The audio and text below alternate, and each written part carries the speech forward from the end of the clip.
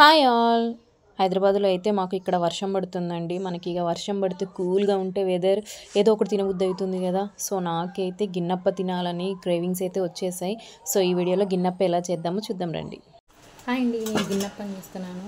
So 2 glasses అయితే తీసుకుంటున్నా. 2 glasses తీసుకుంటున్నా.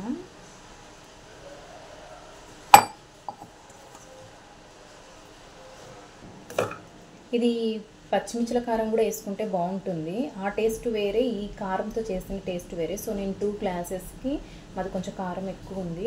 నేను 2 స్పూన్స్ అయితే వేసుకుంటున్నా. మా పిల్లలు కూడా తింటారని కొంచెం తక్కువ వేసుకుంటున్నా. నెక్స్ట్ అయితే పసుపు వేసుకుందాం. కొంచెం కలర్ కోసం అండి పసుపు, అండ్ కొంచెం జస్ట్ అలా కలర్ కోసం అంతే.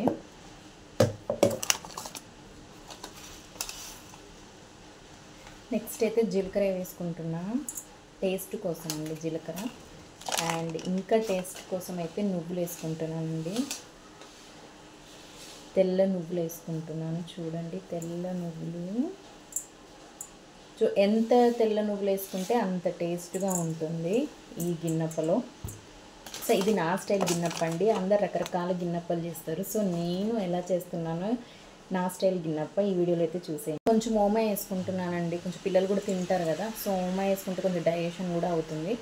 మనకు కూడా పెద్దవాళ్ళకి మంచిదే కదా హెల్త్కి. సో కొంచెం ఓమా అయితే వేసుకున్నా.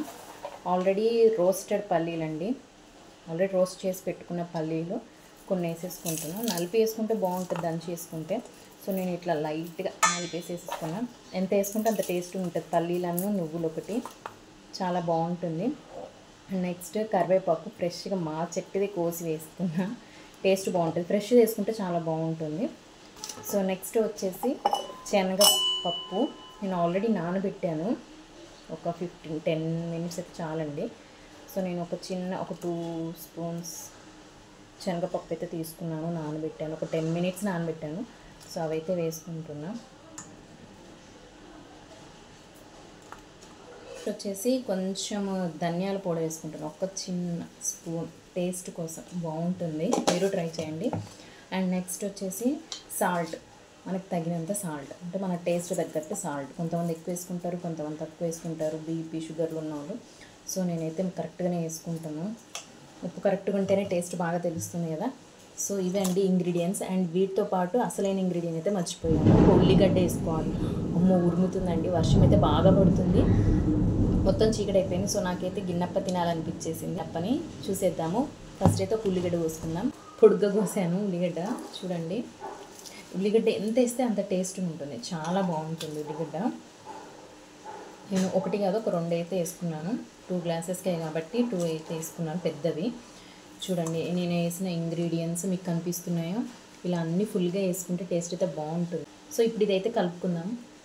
మొత్తానికైతే ముద్దని ఇలా కలుపుకున్నాను. ఆయిల్ పెనంలో వేసుకొని ఇప్పుడు ప్రెస్ చేసుకోవాలి ముద్దని.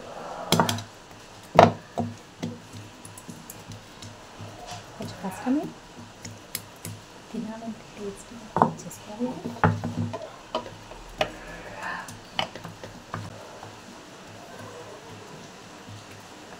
సో నెక్స్ట్ అయితే హోల్స్ పెట్టేసుకున్నాను. ఇట్లా చూడండి, ఇలా అయితే హోల్స్ పెట్టేసుకోవాలి. ఇలా చూడండి, ఏం పడదు. మంచి ఆయిల్ వేసాం కదా, సో స్టిక్ అయి ఉంటుంది.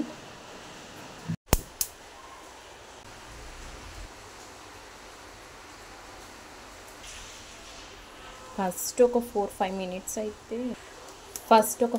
మినిట్స్ అయితే మూత పెట్టుకుంటే కొంచెం మెత్తగా లైట్గా వచ్చేసిద్ది. మనకి క్రిస్పీగా కావాలనుకుంటే హై ఫ్లేమ్లో పెట్టుకోవాలి, అప్పుడే మనకి క్రిస్పీగా వస్తుంది. లేదంటే మెత్తగా కావాలనుకుంటే మాత్రం సిమ్లోనే పెట్టేసుకుంటే అయిపోతుంది.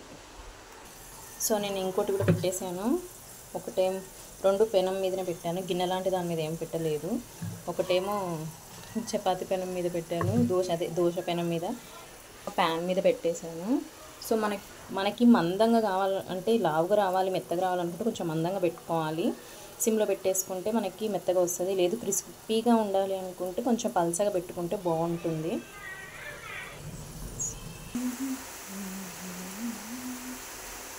మంచిగా రోస్ట్ అయిపోయింది చూడండి. నేను చూడండి గిన్నప్ప చాలా టేస్టీగా ఉంది. Cherry, you like it?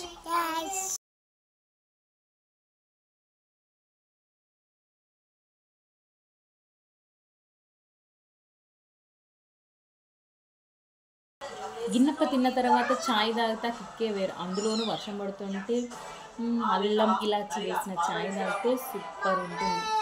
Taste it.